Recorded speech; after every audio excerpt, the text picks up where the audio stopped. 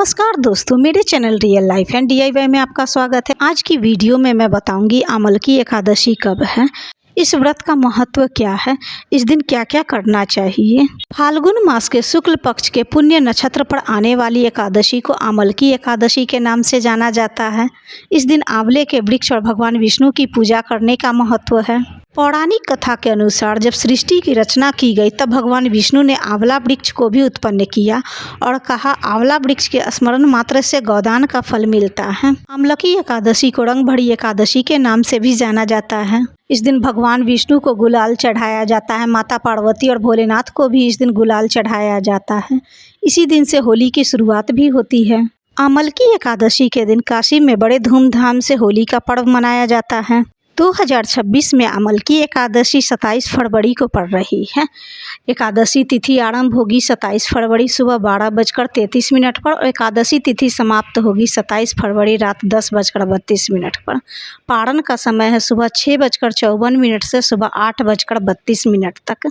अमल की एकादशी के दिन आंवले के वृक्ष का पूजन किया जाता है। अगर आपको आंवले का वृक्ष ना मिले तो 5 या 7 आंवले को भी अपने घर के मंदिर में भगवान विष्णु के पास रखकर आंवले का वृक्ष का भाव रखकर पूजा करें। इस समय आंवला मिलना मुश्किल होता है। अगर आपको आंवला भी ना मिले तो आंवले के मुरब्बे या फिर आंवला सूखा हुआ भी रखकर पूजा कर सकते हैं। अमल की एकादशी के दिन आंवले की पूजा करने से मनुष्य के सभी पाप नष्ट होते हैं। इस दिन आंवले का दान करने से समस्त यज्ञों के बराबर का फल मिलता है।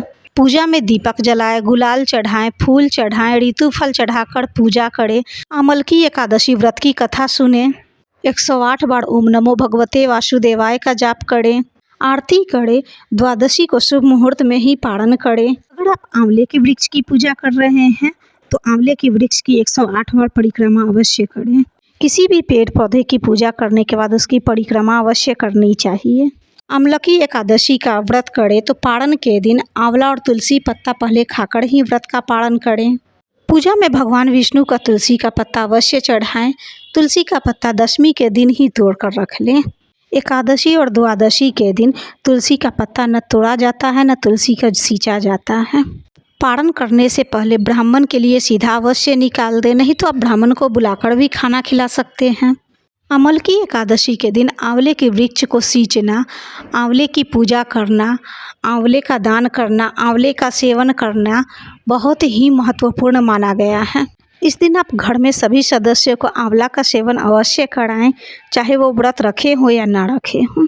जो गुलाल आपने भगवान पर चढ़ाया है उसमें से घर के सभी सदस्यों को गुलाल भी अवश्य लगाएं और होली की शुरुआत करें। ओम नमो भगवते वासुदेवाय।